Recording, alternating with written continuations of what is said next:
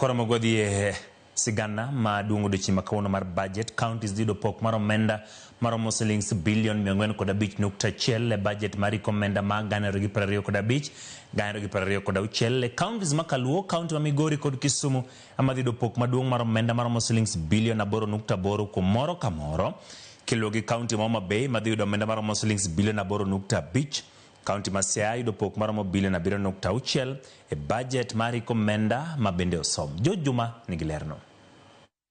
Kata bed ni Kaontis ne dhiro piny owacho mondo koro omenda mar pok mar Kaontis ma ong'ere ka Equity Boshea obed billion 450 e budget mari komenda ganare ko pare kod 5 nyaka ganare ko pare kod 6 Kaontis oketnegi omenda maromo billion 405.1 e budget mane osom ko jatend migawo mar omenda John Mbadi. Omenda ma omi Kaontis ni kata kamano en medruok kod atamalo 17.6 ka ipimo kod omenda mane oketne Kaontis e komenda mag ganare ko pare kod 4 nyaka ganare kod pare kod 5. County governments will receive 405.1 billion in the financial year 2025-2026 as an equitable share of revenue raised nationally, an increase of 17.6 billion from Kenya shillings 387.4 billion in financial year 24-25. The 405.1 billion represents 25.8% of the most recently audited revenues for financial year 2020-2021, way higher than the minimum of 15% prescribed in Article 203(2) of the Constitution. E omenda ni maipogo ni Kaontis, Kaunti no ma Nairobi, e moyudo omenda makore lach, omenda maromo billion 21.1 ka iluwe kod Kaunti no ma Nakuru, moyudo omenda billion 14.3. Kaunti malamu ma dhido pok matin mar omenda ni, omenda maromo billion 3.4.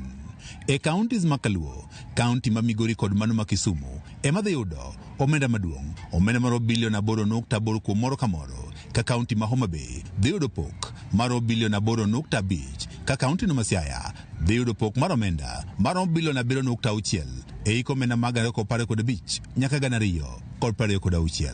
Kaka yo mane Kaontis ogolo chiemo ma oromo cholo pi maler ne oganda kod keto ler, piny owacho kao kalo kuom budget mari komenda mag ganare ko pare kod 5 nyaka ganare ko pare kod 6 oketo omenda maromo billion 69.8 ne Kaontis. In order to ensure food and nutrition security, infrastructure development, improved water and sanitation systems, among others, county governments will receive an additional 69.8 billion as additional allocations. E budget mar Kenya mar hikomenda ganare ko pare kod 5 nyaka ganare ko pare kod 6 oyangore ni gope maromo gana 65 kod 5 600 kod 20 kod 5 manego giromo billion 571.6 magin mago ma ochaki higa mag ganare kod 5 osechwal nyim duol mondo chuogi kod piny owacho e higa mag ganare ko pare kod 3 mondo ng'e kendo piedhi kapok ochul jogoeko mane otimo tije mopogore opogore ne piny owacho. Jatend migawo no mar omenda ni owacho ni duolni oseng'i atamalo 57 mag gopegi manengogi romo billion 512 kendo kuom gigo manengogi romo billion 219 gin mago ma osepuodhi mabende konego chul kod piny owacho. In this respect, the pending bills verification committee that was appointed in September 2023 is currently finalizing its report for submission by end of this month. Since its inauguration, the committee received a total of 65,625 pending bills claims valued at over 571.6 billion. The committee has analyzed 57% of the bills received valued at 522 billion.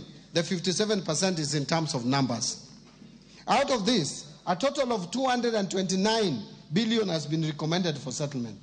George Juma, Ramogi TV.